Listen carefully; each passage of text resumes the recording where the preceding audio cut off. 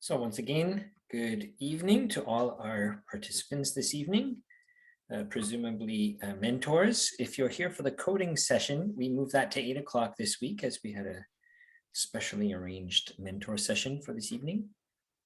So yes, once again, we are having a mentor session right now, and at 8 o'clock this evening, we'll have a coding session.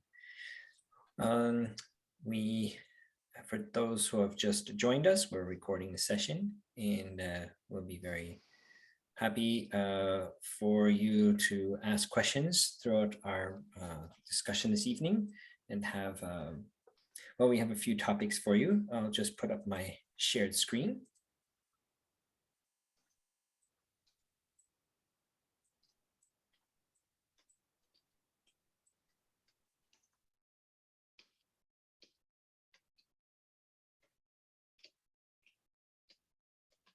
Dates that are coming up in the FRC season. January 8th is our kickoff, and this is our worldwide game reveal. This is a time to pick up your robot base and your kit of parts, and that's our refund deadline, and that's coming up on January 8th, under a month away now. So we are rapidly moving through our year. Other planned events and times during the season, we are looking at an Every Bot build event on January 29th. Our competition season begins on March 4th, and on April 16th, or 14th, 16th rather, is our Ontario Championships. And on April 20th to 23rd is our World Championships. It's most interesting that this year, the World Championships are much further away. They're in Houston, and as you see, there's a very short turnaround between the conclusion of the Ontario Championships on a Sunday, and just a few days later in Houston, the World Championships begin. We just finished a meeting earlier this evening with a number of key FRC friends and mentors and volunteers discussing logistics and possibilities for that event. The overall season timeline is here. And if there are any questions about this particular timeline, please feel most free to ask questions. I'm seeing our chat has a few. Идите сюда кто-нибудь, а? Pardon? Отойди отсюда.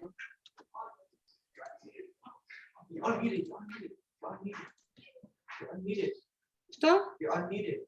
Почему? Прими на needed.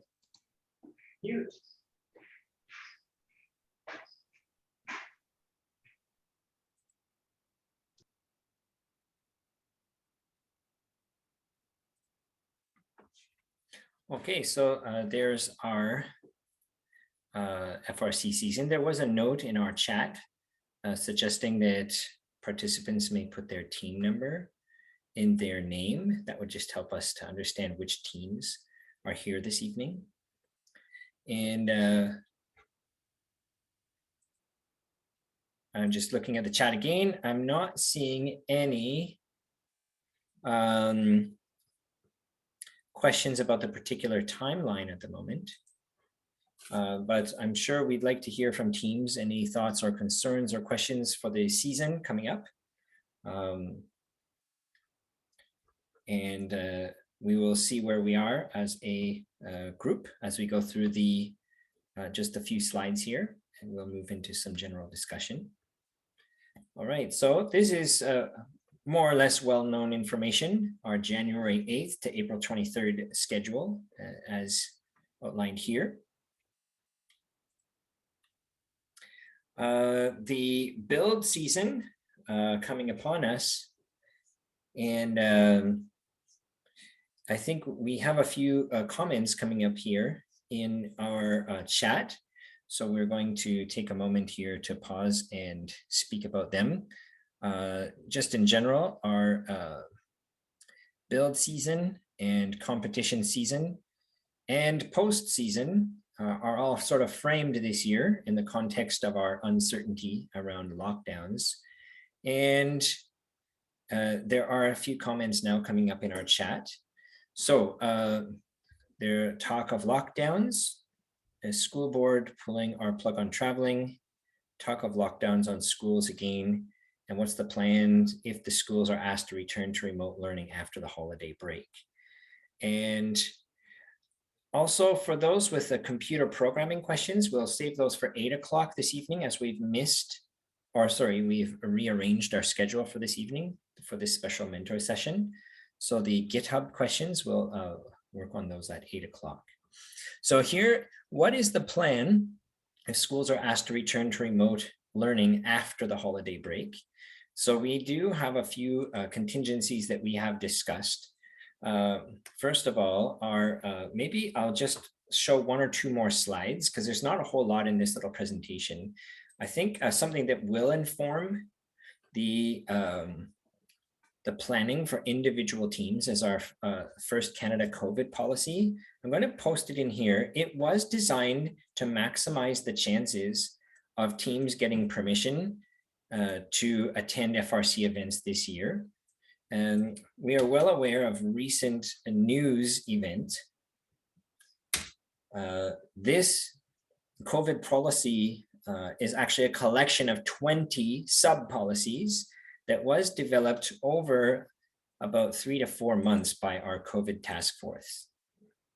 And you will find numerous things there. Of course, the policies here are designed to be more stringent than typical policies already in place. And they're designed specifically with school boards in mind. That said, we know that in recent days, the news cycle has ramped up its coverage of COVID again, as there have been new developments on the global and local stage with respect to COVID. And we know that our policy cannot predict the future, and we cannot predict the exact conditions that will prevail in January, for example, when we return to school, or in March, April. What we have been working on is an assumption based on, oh, excuse me, that was my mouse.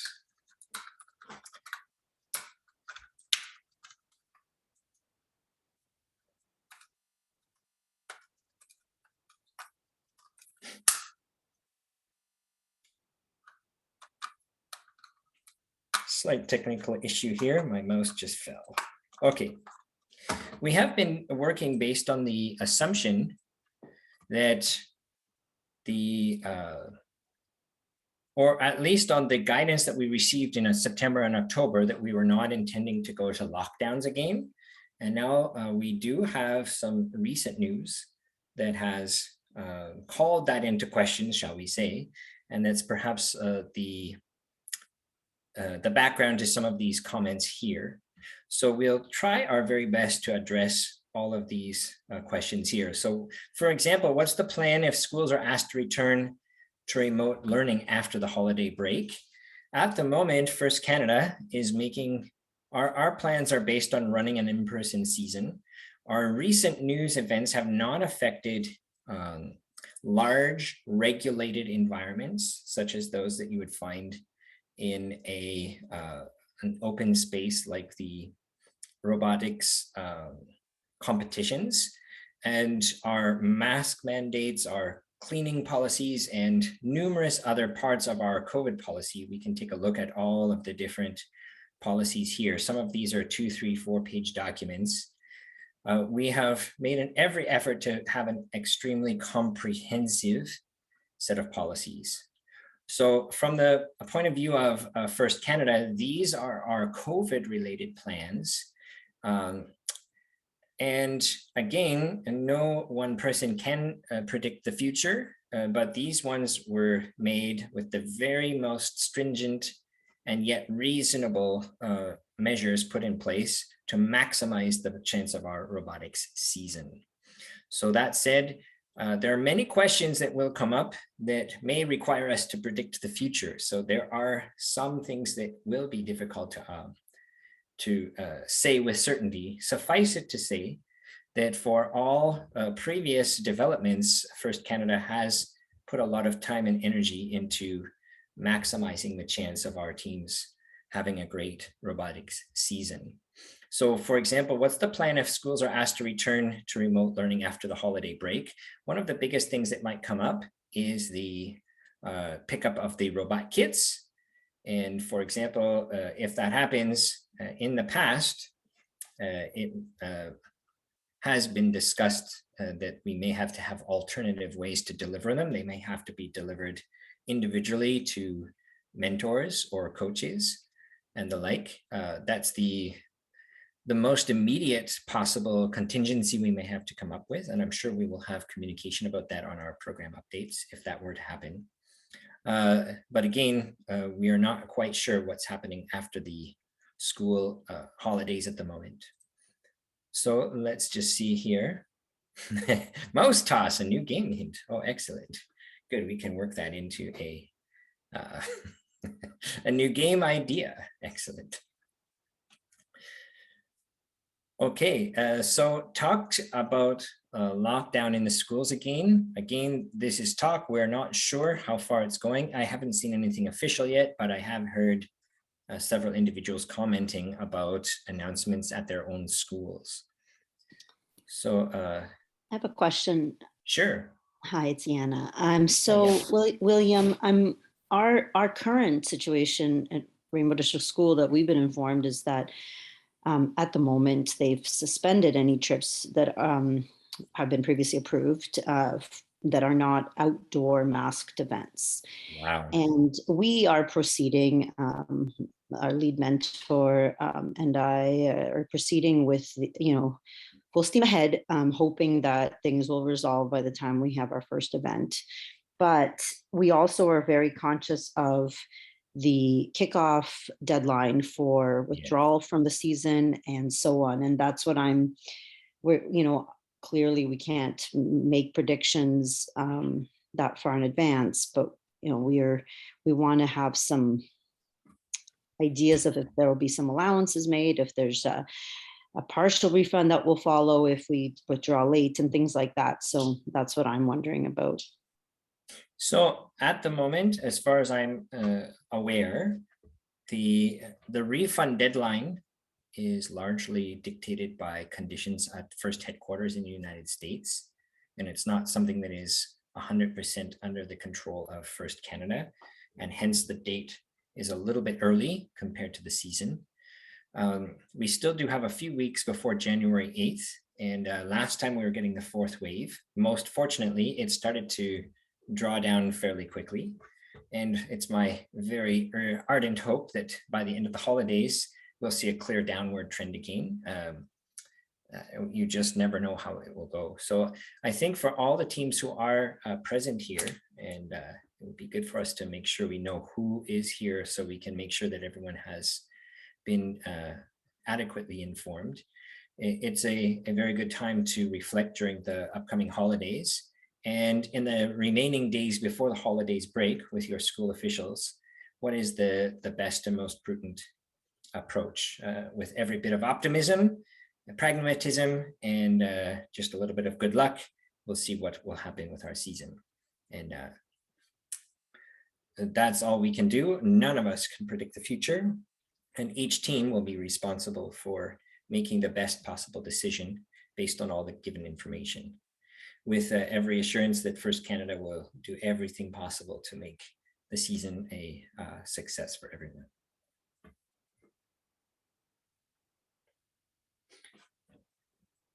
So that's, sometimes it's really satisfying to hear a definitive answer as if we had a magic wand to predict the future. And the best we can do is to present this schedule and just note the biggest decision day is January 8th.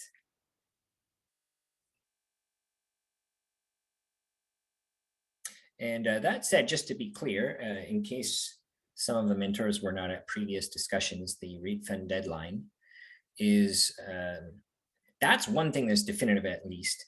As long as you don't pick up your robot, you will get a full refund. If you do pick up your robot and relatively quickly return it unopened, you will also get a refund. And if there are questions about that, maybe we can have a few discussions before now and the upcoming kickoff to see if there's a way to somehow effectively extend that deadline a little, if there is a need for speaking with your school boards or principals or the like. So I see a few hands up. I'm not sure. I'm seeing Yana and Giuliano.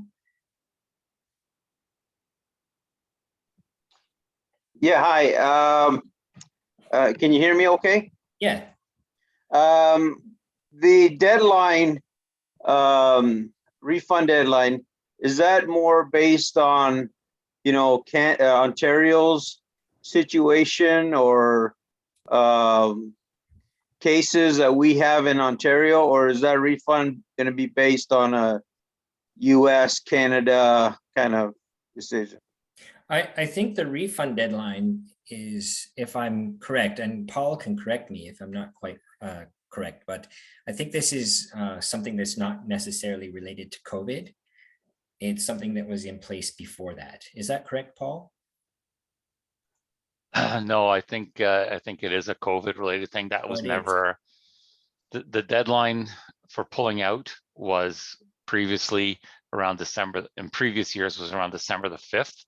Around December the 5th, once those kits were loaded on a truck at headquarters and they started to move, then we were obligated, those teams were obligated to, they would not get a refund from that point. So this is new. It's been, and it's North America, I think it's worldwide, as a matter of fact, this particular date. So it has been extended then. That's yes. Good. Thank you for yes. the clarification, Paul. Yeah. I just wasn't here last year or the year before, so yeah. I don't have any reference points in that regard. Sure. So it's good to hear they have had extended it by just over a month for this reason, just to give teams a little more time to decide.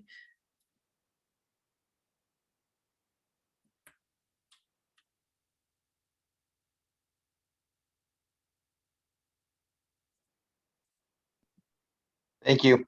Oh, you're welcome. Thank you, Giuliano.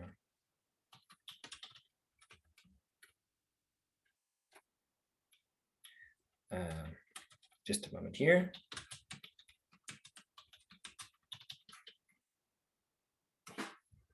Okay.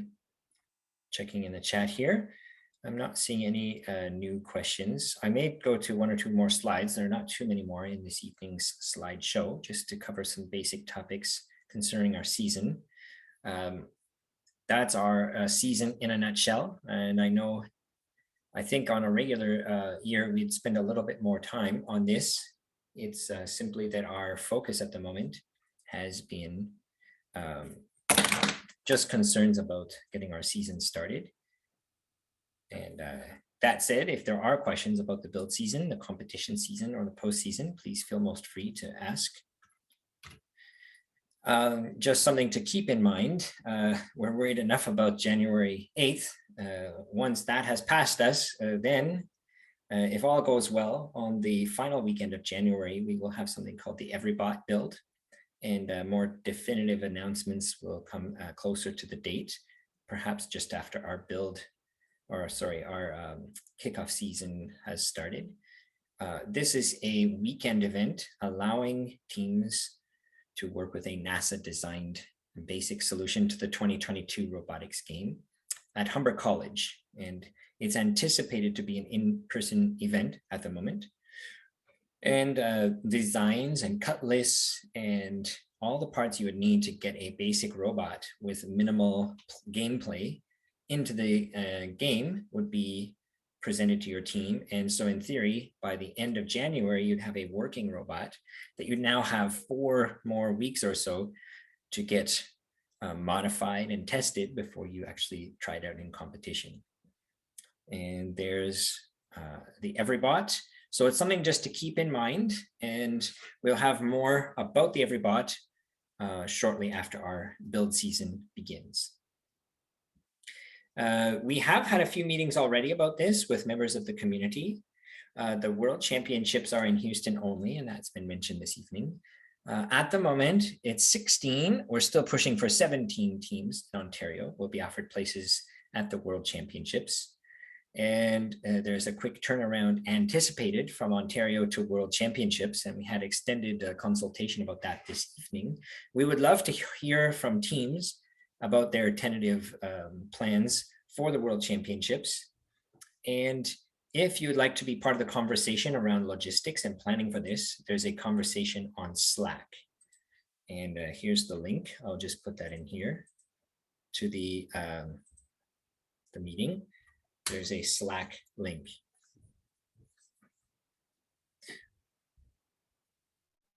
Oh yes, and there's a nice question about the EveryBot.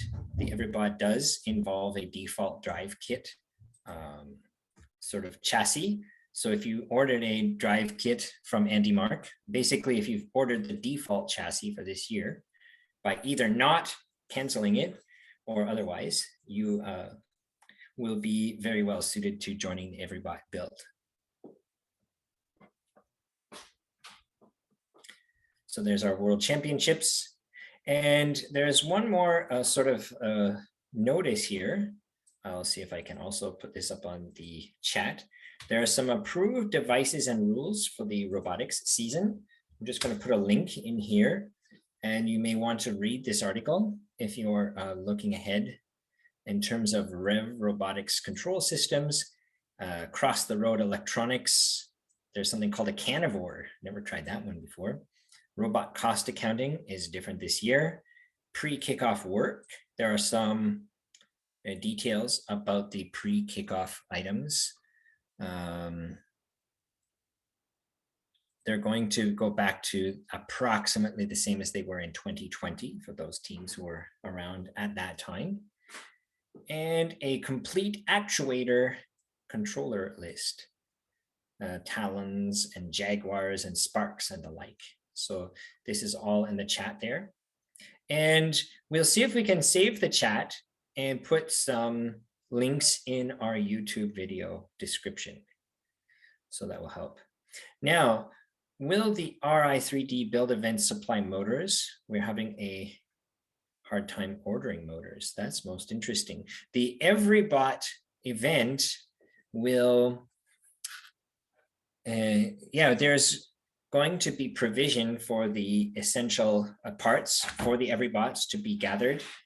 And the exact logistics of that are going to be announced shortly after the 8th. And we will let you know the details about that. It's interesting you're having a hard time ordering motors. I'd like to know more about that because that could help us with some other teams, and we can speak with some of our suppliers and see what's going on. So thank you for that.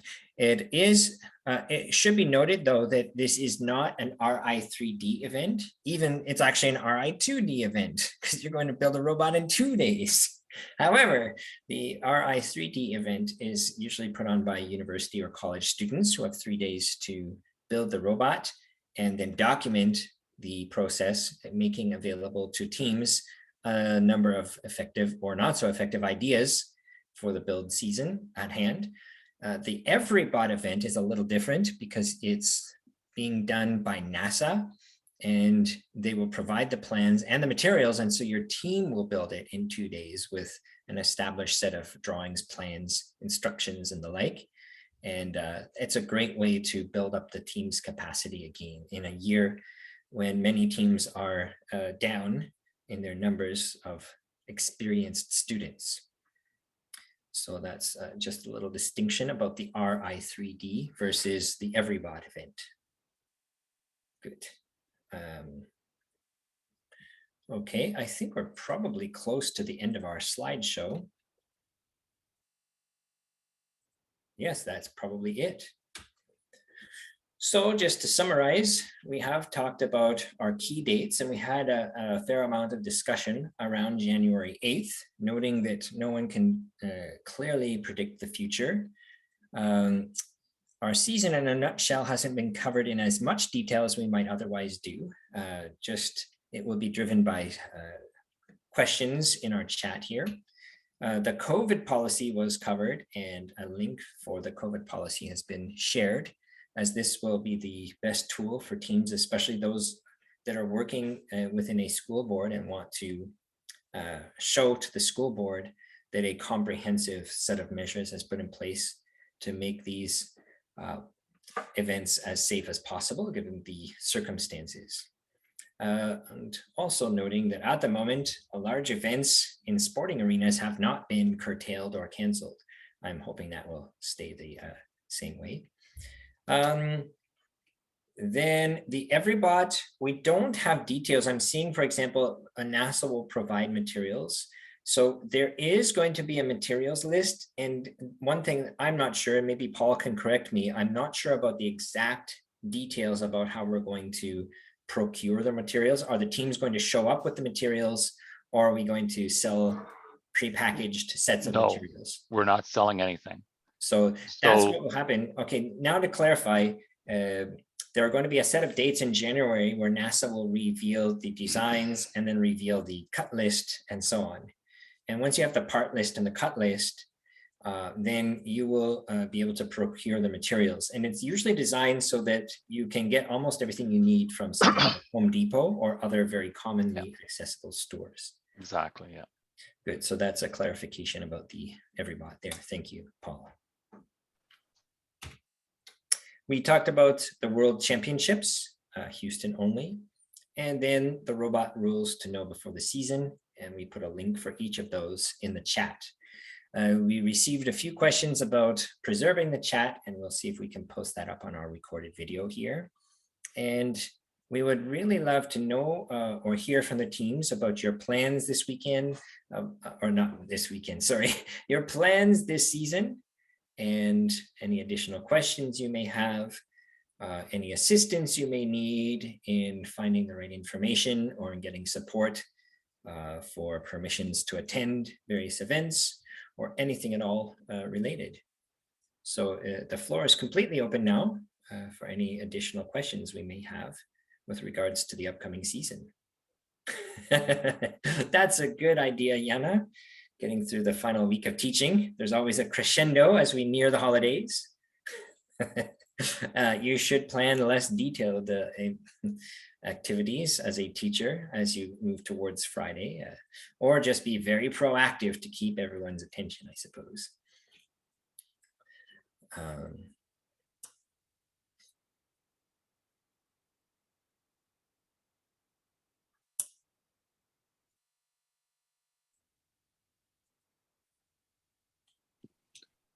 William, you were wondering what we were having trouble getting our hands on. So the Falcons are out of stock everywhere.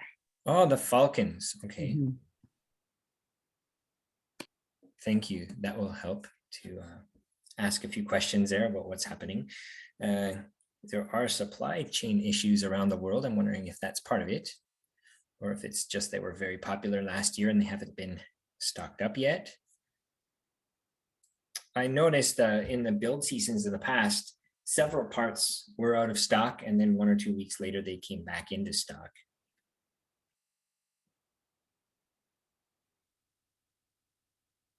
I'd just like to request, if your name doesn't already have your team number beside it, if you might just send in the chat your team number, as that will just help us to ascertain which teams have been part of our call and have been part of our discussion this evening. We want to make sure we have detailed discussions with all the participating teams.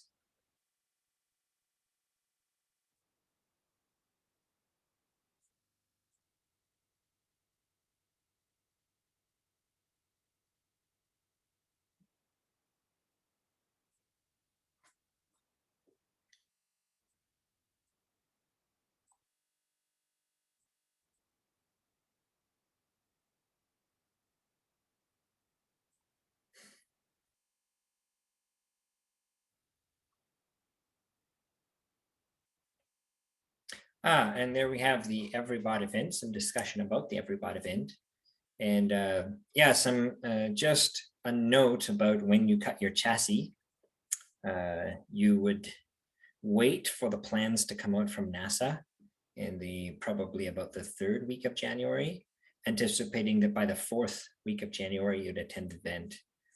ready to build.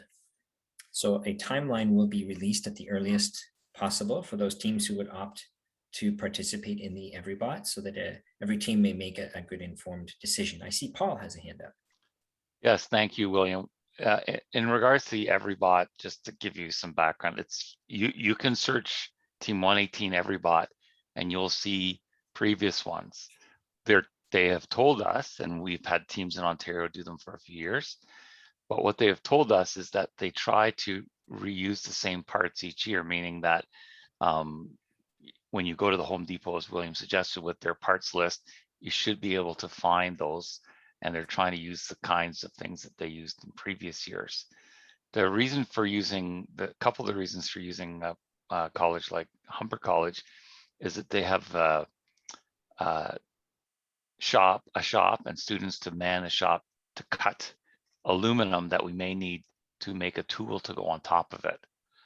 But we would expect the teams would have been following along with that. They would have taken a look at the plans as they come out on the EveryBot 118 site, and that they would be putting together their electronics. And once they see what the shape of the robot is, because for sure you'll have to cut it.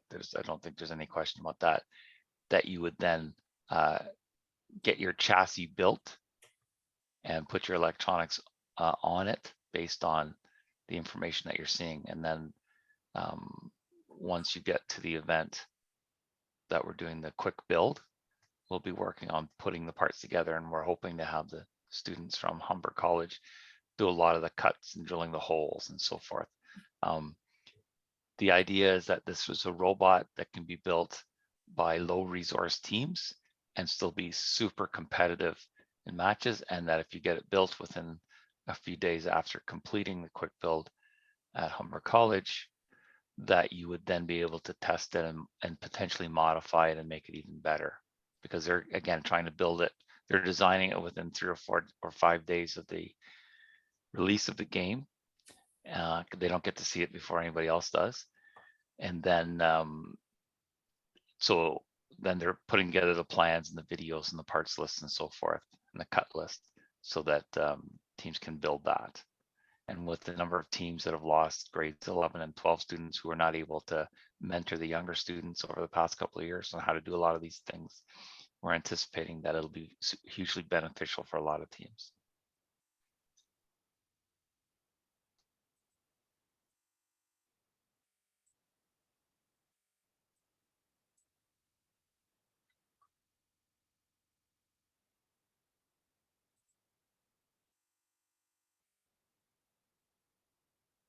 So thank you very much, Paul. And there's some great questions there that helped us to share those details.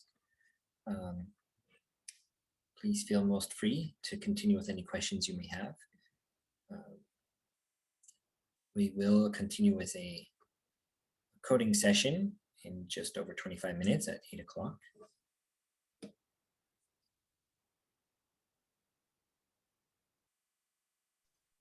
If you do have questions that come up after the session that you didn't think of at the time, or in discussion with your other mentors or your team that come up, please feel free to reach out to William, myself, or John Hobbins.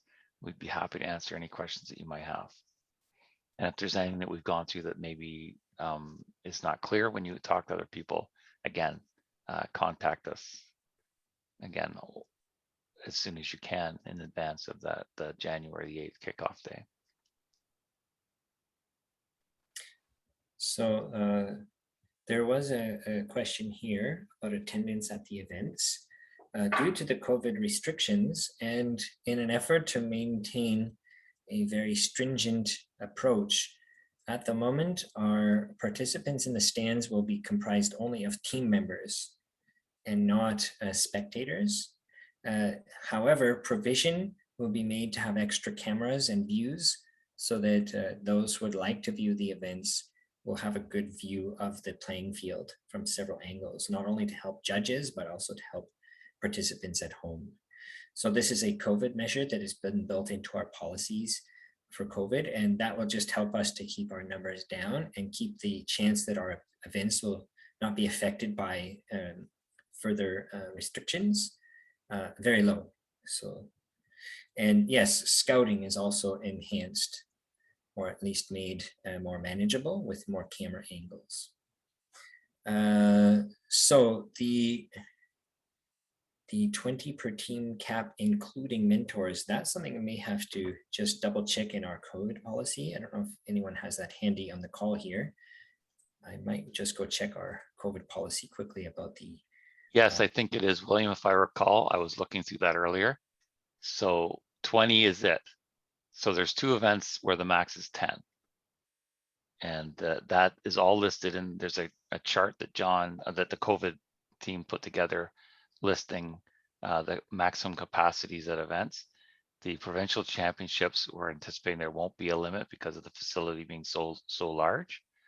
But that's including mentors, that's including any parents. So if you say, well, there's going to be a couple of parents, well, they have to fit in that 20. And they have to be on your roster. Anybody going to an event in person has to be on your electronic roster. And there, to just specifically address it, it varies by event here, because we have 20 for some events and 10 for the others, based on the capacity of the facilities that are being used. The Ontario Provincial Championships to be decided.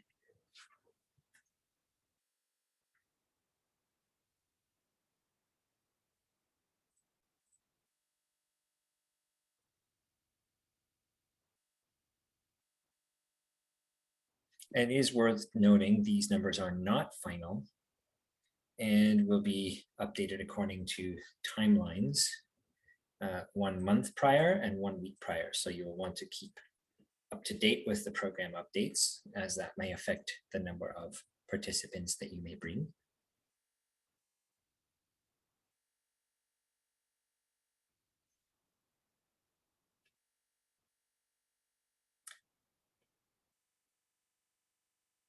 So there's a question about maximum capacity being 18, and what's the minimum number? I haven't heard a hard and fast number, but we are making every effort to get as close to 18 as possible. A good number of our events are at or even above capacity. We have a few with waiting lists, and there are a few that have fewer teams now. Given John's experience in moving teams around, I know in 2020, he phoned us up at around this time and asked us to go to Ottawa, and we agreed. And that helped the Ottawa event, probably with some other teams, to have enough numbers. So the deadline to send rosters, as far as I know, it's just prior to the event, unless there's something in our COVID policies that is saying otherwise. I don't remember reading anything about that. But you definitely need to have anyone who's in the event has to be on the roster, as that will help us to ascertain contact tracing and all of these similar COVID measures. So it's very important that everyone's on the roster, the electronic roster.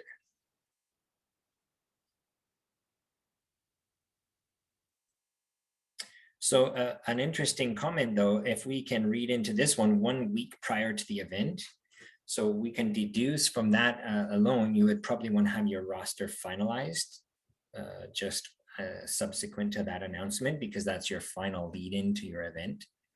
So I would say 1 week prior to the event, just after this announcement, would be a great time to finalize your roster.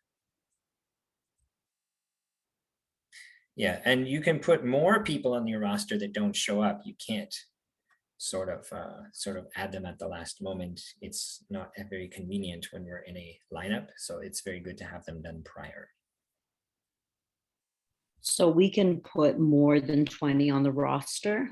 Yeah, but you may show up with a list and saying, of these 35 on our team, here are the 20 who are attending today. Okay, great. Like in case someone gets sick or who knows, has symptoms. Perfect, thank you. Good. And even so, you may have 35 on your roster. There's nothing stopping 5 or 10 of them from participating remotely, doing things such as code modification or scouting or the like. So there's lots that can be done remotely, and creative means can be done or made to have more people participate than actually attend the event. Can you have different people participate in different parts of the day? Like if we take 5 students, no, okay, I can see Paul shaking his head, nope. I think that's the attendance limit because we are doing it by cohort as well. Yes, There's cohorting yes. involved, so we're limiting the maximum number of people in an event for that reason. So there's an interesting question. The team withdraws, does not pick up the kit of parts, and then the pandemic situation improves. Is there a possibility of the team re-registering later? Well, that's a most interesting question that we have not considered. And I think I will definitely take that back for a little discussion with some of the other FRC Canada staff, because that's a really creative and constructive suggestion and or question. So I'm just going to note that down for discussion in an upcoming meeting.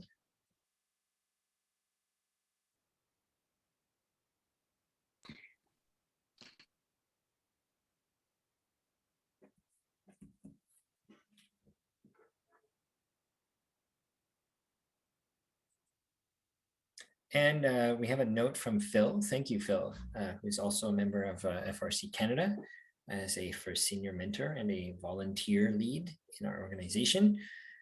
He has been noting the instructions on rosters will be released in the new year. So there has to be an accurate roster of attendees for each event. And I think that will come through in the instructions. An interesting point that Paul brings out, those kits that are not picked up will be sent back to headquarters.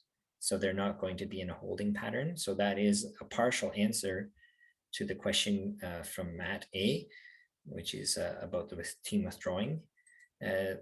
Kits that are not picked up are sent back to New Hampshire at headquarters.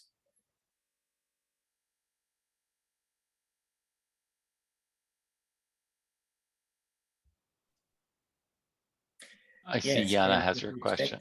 That is a good question. And there is already a plan for remote presentation of Dean's List and Chairman's Award. And we had a detailed discussion about this today, and I'm sure you will see announcements about that soon.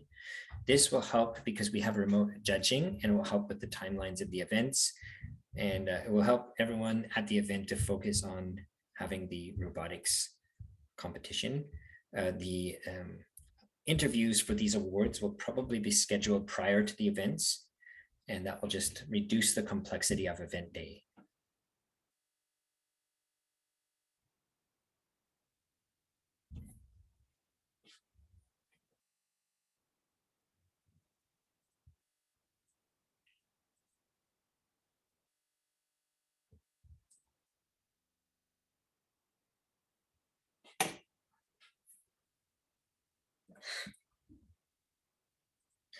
Okay, so wireless hotspots haven't been possible at events in the past.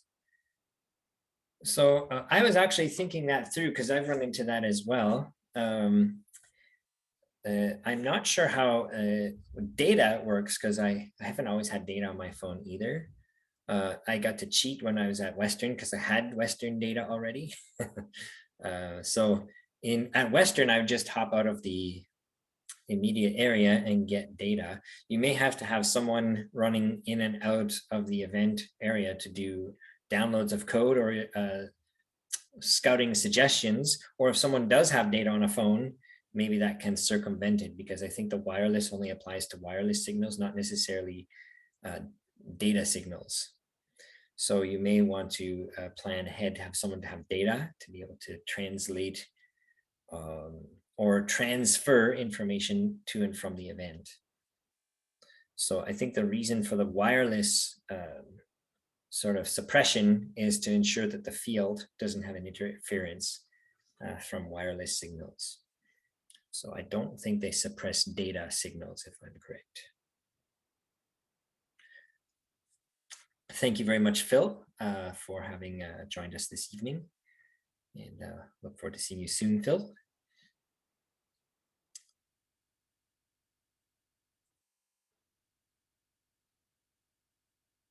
are there any teams who have in the past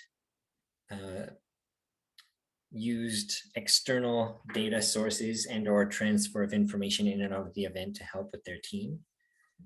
That might be a great point of discussion here.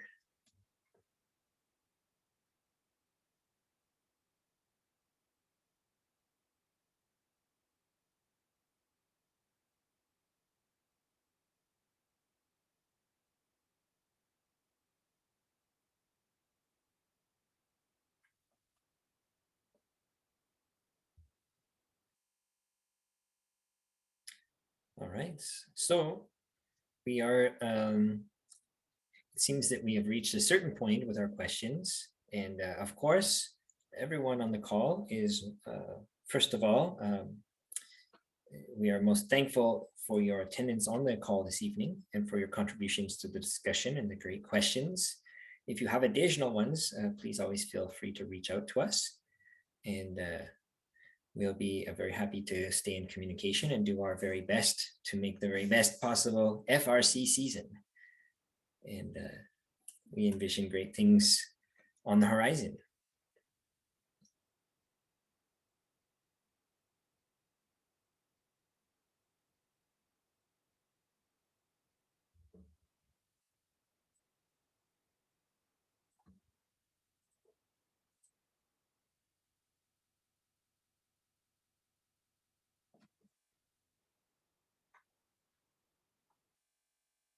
So in just under 14 minutes, we'll start the second part of our call, which is our coding session. So we'll take a brief sort of a few minutes break here, and at 8 o'clock, we'll resume the call with some coding. So thank you again to everyone and hope to see everyone soon.